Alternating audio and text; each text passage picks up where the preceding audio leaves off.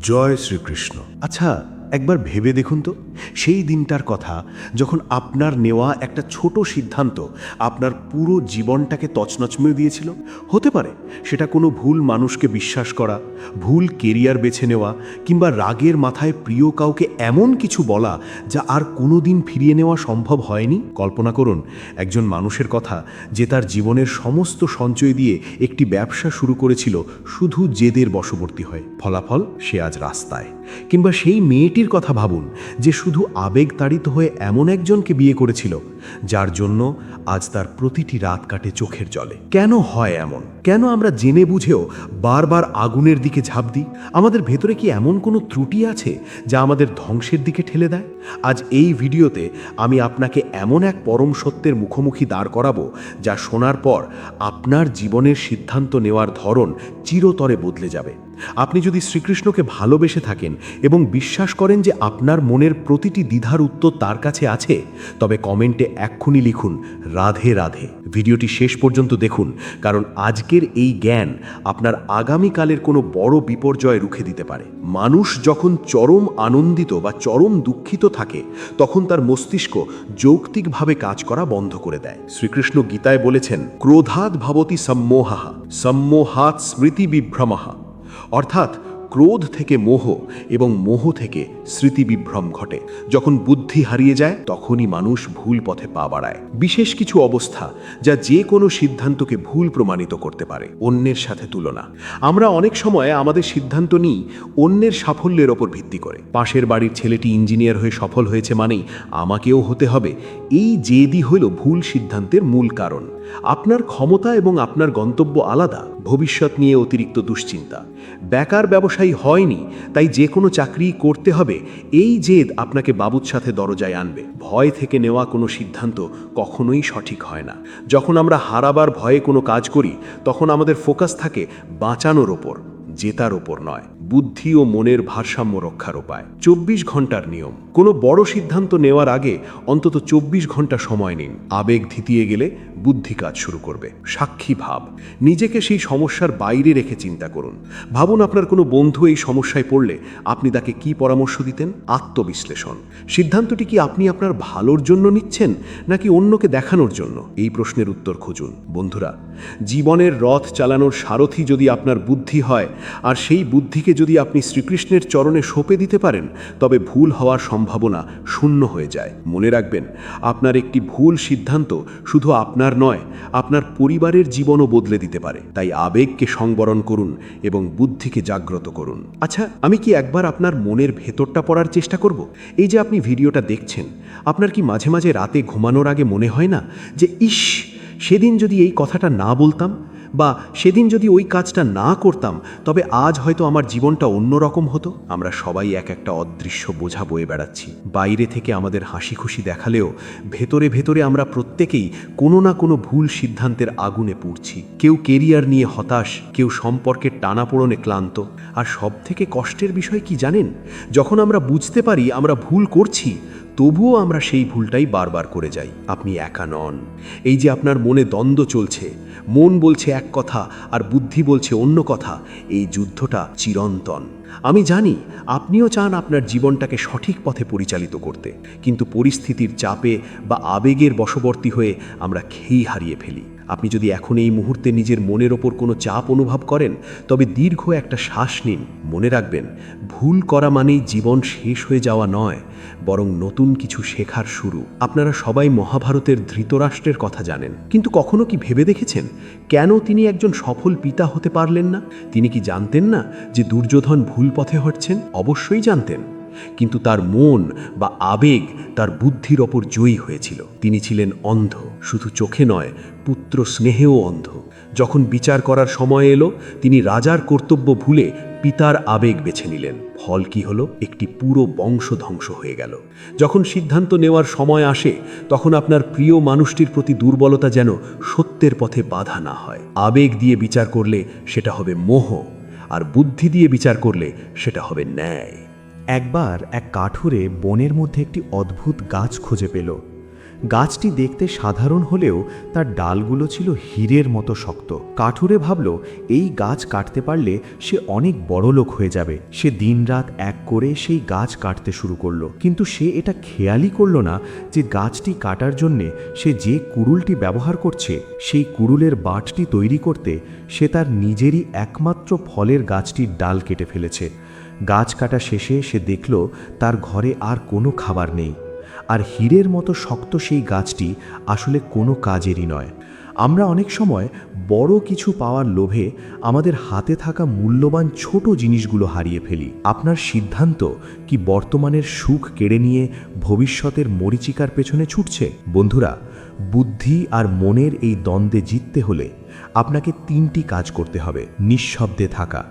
যখন মন খুব অস্থির হবে কোনো সিদ্ধান্ত নেবেন না। শ্রীকৃষ্ণ অর্জুনকে বলেছিলেন স্থির হতে। আপনিও দিনে অন্তত 10 মিনিট একা বসে নিজের শ্বাস প্রশ্বাসের দিকে নজর দিন। তৃতীয় ব্যক্তির দৃষ্টিভঙ্গি। ধরুন আপনার সমস্যাটি আপনার নয়, আপনার কোনো প্রিয় বন্ধুর। আপনি তাকে কি পরামর্শ দিতেন? দেখবেন উত্তরটা অনেক সহজ হয়ে যাবে। ঈশ্বরের উপর সমর্পণ। যখন বুদ্ধি আর কাজ করে না, তখন বলুন, হে কৃষ্ণ, আমি পথ খুঁজে পাচ্ছি না, তুমি আমার সারথি হও। দেখবেন কোনো না কোনোভাবে সঠিক রাস্তা আপনার সামনে খুলে যাবে। আপনি কি জীবনে এমন কোনো সিদ্ধান্ত নিয়েছেন যা পরে আপনাকে অনেক বড় শিক্ষা দিয়েছে? হয়তো আপনার সেই গল্পটা কমেন্টে পড়লে অন্য কেউ ভুল করা থেকে বেঁচে যাবে। আপনার অভিজ্ঞতা নিচে শেয়ার করুন। আর হ্যাঁ, যারা এখনও রাধে রাধে লেখেননি তারা দয়া করে লিখুন। আপনার একটি ছোট্ট মন্তব্য এই ভিডিওটিকে সেই সব মানুষের কাছে পৌঁছে দিতে পারে যাদের আজ এই কথাগুলো শোনা খুব প্রয়োজন। বন্ধুরা, এতক্ষণ তো আমরা জানলাম কেন ভুল হয়, কিন্তু এখন আমি আপনাদের এমন 3টি বৈজ্ঞানিক এবং আধ্যাত্মিক কৌশলের কথা বলবো যা বড় বড় সফল ব্যক্তিরা ব্যবহার করেন। এগুলো মন দিয়ে শুনুন, প্রয়োজনে নোট করে রাখুন। 10-10-10 নিয়ম, দ্য 10-10-10 রুল। যখনই কোনো সিদ্ধান্ত নিয়ে মনে দ্বিধা তৈরি হবে, নিজেকে 3টি প্রশ্ন করুন। এই সিদ্ধান্তের ফলাফল আজ থেকে 10 মিনিট পর আমার উপর কী প্রভাব ফেলবে? আজ থেকে 10 মাস পর আমার কেমন মনে হবে? আর আজ থেকে 10 বছর পর এর গুরুত্ব কতটা থাকবে? আমরা বেশিরভাগ সময় 10 মিনিটের আবেগে এমন সিদ্ধান্ত নিই যা 10 বছর পর আমাদের আফসোসের কারণ হয়ে দাঁড়ায়। যদি দেখেন 10 বছর পর এই সিদ্ধান্তের কোনো মূল্য নেই, তবে সেটা নিয়ে আজ মাথা ঘামাবেন না। আজকের যুগে আমরা সোশ্যাল মিডিয়া আর নোটিফিকেশনের ভিড়ে নিজেদের শান্ত রাখতে পারি না। আমাদের মস্তিষ্ক সব সময় উত্তেজিত থাকে। মনে রাখবেন, ঘোলা জলে যেমন নিজের প্রতিফলন দেখা যায় না, অস্থির মনে তেমনি সঠিক সিদ্ধান্ত নেওয়া যায় না। সিদ্ধান্ত নেওয়ার আগে ফোনটি দূরে রাখুন। শ্রীকৃষ্ণ অর্জুনকে কুরুক্ষেত্রের যুদ্ধের মাঝেও স্থির হতে শিখিয়েছিলেন। আপনিও অস্থিরতায় কোনো উত্তর খুঁজবেন না। মৃত্যুঞ্জয় দৃষ্টিভঙ্গি। কল্পনা করুন আপনার বয়স এখন 80 বছর। আপনি আপনার জীবনের শেষ প্রান্তে দাঁড়িয়ে পেছনের দিকে তাকাচ্ছেন। সেই বৃদ্ধ আপনি কি আজকের এই সিদ্ধান্তটির জন্য গর্বিত বোধ করবেন নাকি লজ্জিত হবেন? যখন আমরা মৃত্যুর প্রেক্ষাপটে দাঁড়িয়ে জীবনকে দেখি, তখন ছোটখাটো লোভ বা রাগ আমাদের স্পর্শ করতে পারে না। চলুন ইতিহাসের পাতা থেকে আরও একটি চমৎকার কাহিনী শুনি। রাজা যযাতির কথা কি আপনারা জানেন? তিনি ছিলেন একজন মহান রাজা, কিন্তু তার একটি ভুল সিদ্ধান্ত তাকে ইতিহাসের পাতায় ট্র্যাজেডির নায়ক করে রেখেছে। যযাতি তার যৌবনের লালসায় এতই মগ্ন ছিলেন যে বার্ধক্য আসার পর তিনি তার নিজের ছেলেদের কাছে তাদের যৌবন ভিক্ষা চেয়েছিলেন। তার এক ছেলে রাজি হয়েছিল। যযাতি 1000 বছর সেই ধার করা যৌবন দিয়ে ভোগ বিলাস করলেন, কিন্তু শেষে কি হলো? তিনি বুঝলেন আগুন যেমন ঘি দিলে নেভে না, বরং আরও দাও দাও করে চলে ওঠে। মানুষের কামনাও তেমনই। শিক্ষা। আমরা অনেক সময় ক্ষণস্থায়ী সুখের জন্য আমাদের চিরস্থায়ী শান্তি বিসর্জন দিই। যযাতি যদি সেদিন ভোগের বদলে ত্যাগের সিদ্ধান্ত নিতেন, তবে তাকে 1000 বছর অশান্তিতে ভুগতে হতো না। আপনার আজকের সিদ্ধান্তটি কি শুধুই ক্ষণস্থায়ী আরামের জন্য? বন্ধুরা, আমরা তো শাস্ত্রের কথা শুনলাম, কিন্তু আমাদের চারপাশে প্রতিদিন এমন কিছু ঘটছে যা ধৃতরাষ্ট্র বা যযাতির গল্পের চেয়ে কোনো অংশে কম নয়। চলুন আজকের যুগের 3টি বাস্তব উদাহরণ দেখি যা আমাদের চোখে আঙুল দিয়ে দেখিয়ে দেয় কোথায় আমরা ভুল করছি। সম্প্রতি ইন্টারনেটে একটি গল্প খুব ভাইরাল হয়েছিল। একজন যুবক যার বেতন ছিল মাসে 2 লক্ষ টাকা, কিন্তু চারপাশের স্টার্টআপ আর উদ্যোক্তা হওয়ার জোয়ার দেখে সে হুজুগে পড়ে তার সুনিশ্চিত চাকরিটা ছেড়ে দিল। সে ভাবল সবাই যখন পারছে সেও পারবে, কিন্তু সে তার দক্ষতা, বা বাজারের পরিস্থিতি বিচার করেনি। ফলাফল 6 মাস পর তার জমানো টাকা শেষ, স্টার্টআপ ব্যর্থ এবং সে প্রচণ্ড ডিপ্রেশনে চলে গেল। শিক্ষা: অন্যের সাফল্য দেখে নিজের সুনিশ্চিত পথ ত্যাগ করা সাহসিকতা নয়, বরং বোকামি। শ্রীকৃষ্ণ বলেছিলেন, স্বধর্মে নিধানাম শ্রেয়া, অর্থাৎ নিজের সামর্থ্য বুঝে নিজের পথে চলাই শ্রেয়। অন্যের পথ নকল করা বিপজ্জনক। আপনারা নিশ্চয়ই দেখেছেন গত কয়েক বছরে কত মানুষ তাদের সারা জীবনের সঞ্চয় ক্রিপ্টোকারেন্সি বা শেয়ার বাজারের ঝুঁকিপূর্ণ জায়গায় লাগিয়ে সর্বশান্ত হয়েছে। কেন? কারণ একটাই, লোভ। যখন মানুষ তার ঘাম ঝরানো পয়সা কোনো বিচার বুদ্ধি না করে শর্টকাটে দ্বিগুণ করতে চায়, তখন তার মন বুদ্ধিকে বন্দি করে ফেলে। হাজার হাজার পরিবার আজ পথে বসেছে শুধু একটা ভুল ক্লিকের জন্য। শিক্ষা: বুদ্ধিমান মানুষ কখনোই আবেগের বশে তার সব ডিম এক ঝুড়িতে রাখে না। যে বিনিয়োগ আপনার রাতের ঘুম কেড়ে নেয় তা কখনোই সঠিক বিনিয়োগ হতে পারে না। আজকালকার একটি বড় সমস্যা হলো অন্যকে দেখানোর জন্য বা সমাজকে খুশি করার জন্য দামি গাড়ি বা বিশাল অঙ্কের লোন নিয়ে বিয়ে করা। আমার চেনা এক ব্যক্তি শুধু সমাজের কাছে নিজের স্ট্যাটাস বজায় রাখতে গিয়ে তার ব্যবসার মূলধন দিয়ে বিশাল এক বাড়ি বানিয়েছিলেন। আজ সেই ঋণের কিস্তি মেটাতে গিয়ে তাকে তার ব্যবসা বন্ধ করতে হয়েছে। শিক্ষা: আপনার অহংকার বা ইগো যখন আপনার সিদ্ধান্ত নিতে শুরু করবে, জানবেন আপনার পতন খুব কাছে।